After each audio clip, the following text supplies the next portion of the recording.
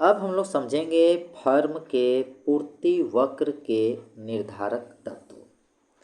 यानी एक फर्म के पूर्ति वक्र को कौन प्रभावित करता है, ये पूर्ति वक्र किन तत्वों पर निर्भर करता है। तो आइए समझते हैं। पूर्व खंड में हमने देखा कि एक फर्म का पूर्ति वक्र उसके सीमांत लागत वक्र का भाग है। इससे पूर्व हम लोग ये पढ़ चुके हैं कि किसी फर्म का जो पूर्ति वक्र होता है एक्चुअली में वो सीमांत लागत वक्र का ही भाग होता है। अतः कोई भी कारक जो एक फर्म के सीमांत लागत वक्र को प्रभावित करता हो उसके पूर्ति वक्र का निर्धारक होता है।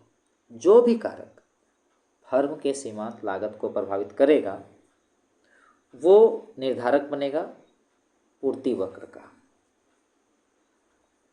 तो इस भाग में जो हम अभी पढ़ने जा रहे हैं, इस भाग में हम ऐसे 3 कारकों की चर्चा करेंगे।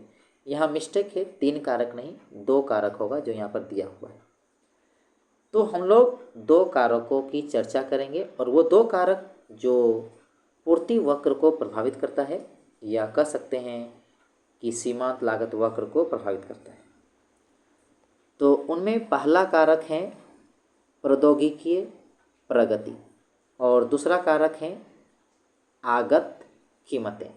तो आइए एक एक करके दोनों को समझते हैं। तो पहले हम लोग बात करेंगे प्रौद्योगिकीय प्रगति में।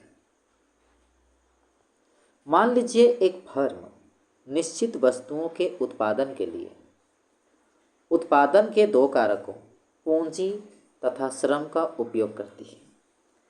यहाँ हम लोग मान लेते हैं कि कोई एक फर्म है और वो निश्चित वस्तु का उत्पादन करने के लिए उत्पादन के 2 कारकों का उपयोग करती है। एक कारक पूंजी है और दूसरा कारक श्रम है।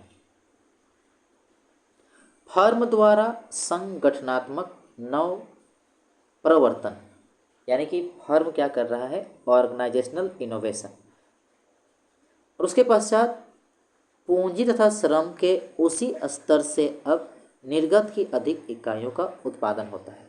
मतलब जब फर्म पूंजी और श्रम को एक संगठनात्मक तरीके से जब उपयोग करता है तो इससे क्या होता है कि उसी पूंजी और उसी श्रम से निर्गत की अधिक इकाइयों का उत्पादन होता है। इसलिए फर्म क्या किया है, पूंजी तथा श्रम का एक संगठनात्मक प्रवर्तक की तरह प्रयोग किया है ताकि ज़्यादा से ज़्यादा उत्पादन हो सके।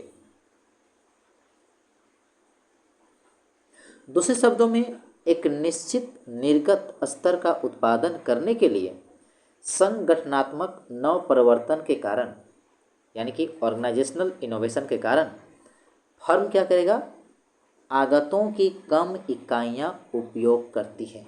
मतलब निश्चित स्तर का उत्पादन करने के लिए फर्म आगतों की कम इकाइयों का उपयोग करती है क्योंकि इन्होंने क्या किया है, फर्म ने संगठनात्मक नव प्रवर्तन के कारण ऐसा हुआ है। संगठनात्मक नव परिवर्तन के कारण फर्म क्या किया है, आगतों की कुछ ही इकाइयों का उपयोग किया है और निश्चित स्तर का उत्पादन कर रहा है। यह अपेक्षित है, यह उम्मीद है कि निर्गत के किसी भी स्तर पर यह फर्म की सीमांत लागत को कम करेगी। मतलब इस तरह का मामले में यह उम्मीद हो रहा है कि निर्गत के किसी भी स्तर पर क्या होगा कि फर्म का जो सीमांत लागत कम होगा, ऐसा अपेक्षित है। इस तरीके से अगर उत्पादन किया जाए तो क्या होगा न, फर्म की सीमांत लागत में कम आ जाएगी, यानी इसमें कम करेगा। तो इससे क्या होगा कि कुल सीमांत लागत वक्र की दाहिनी ओर शिफ्ट है। जैसे ये देखिए, मान के ये हो गया हम लोग को मान के सीमांत लागत वक्र। तो जब सिचुएशन आएगा यहाँ पर प्रौद्योगिकीय प्रगति के कारण, तो क्या होगा कि ये जो सीमांत लागत वक्र है वो दाहिनी ओर, मतलब इधर खिसकेगा, इधर दाहिनी ओर खिसकेगा, या कह सकते हैं कि नीचे की ओर आ जाएगा, या तो दाहिनी ओर या तो दाहिनी आते हुए नीचे की तरफ। ठीक है, तो सीमांत लागत वक्र दाहिनी ओर अथवा नीचे की ओर शिफ्ट है, यानी कि घिसकता है।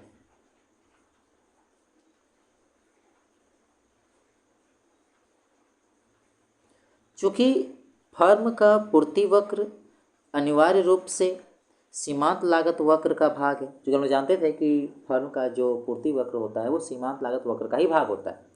तो जब सीमांत लागत वक्र दाहिनी ओर शिफ्ट हो रहा है तो इसका मतलब पूर्ति वक्र भी तो दाहिनी ओर शिफ्ट हो रहा है।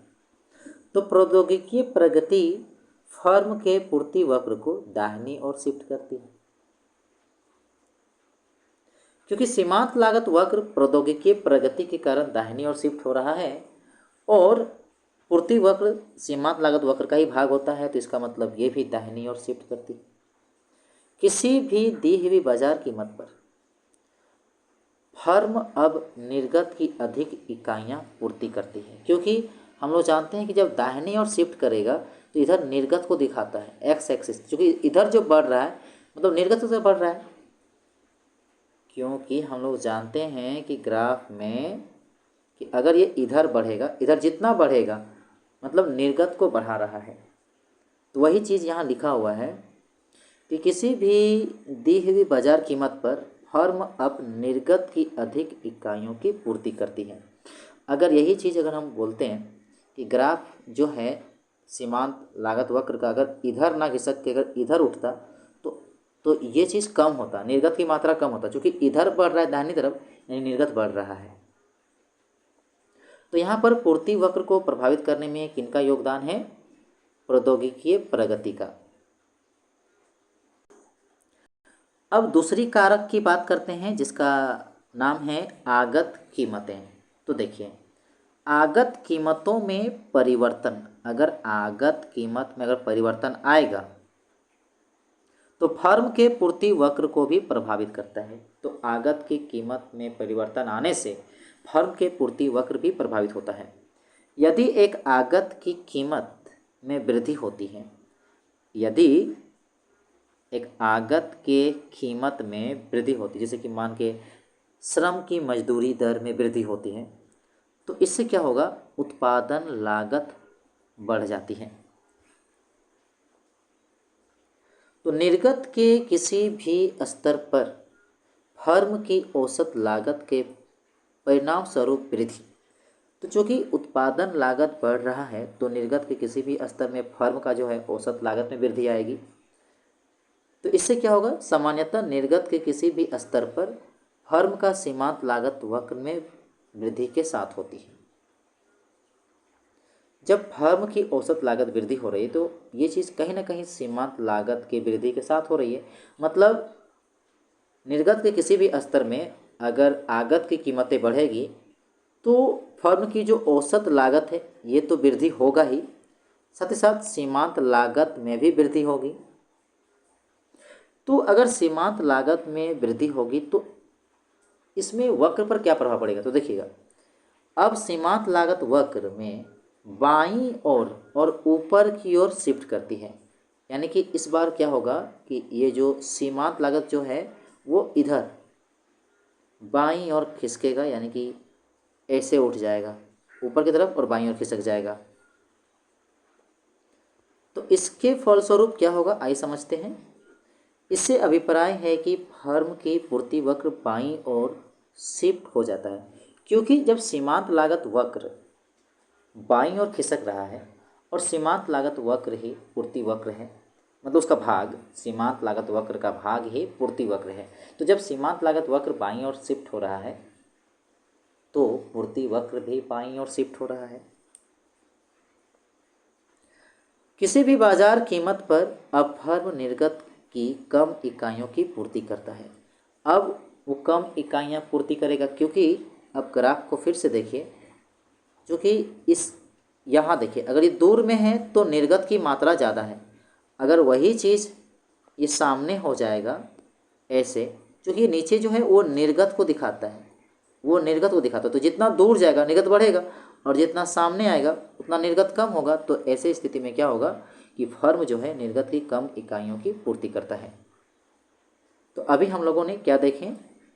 अभी हम लोगों ने देखे ऐसे दो कारक जो पूर्ति वक्र को प्रभावित करता है।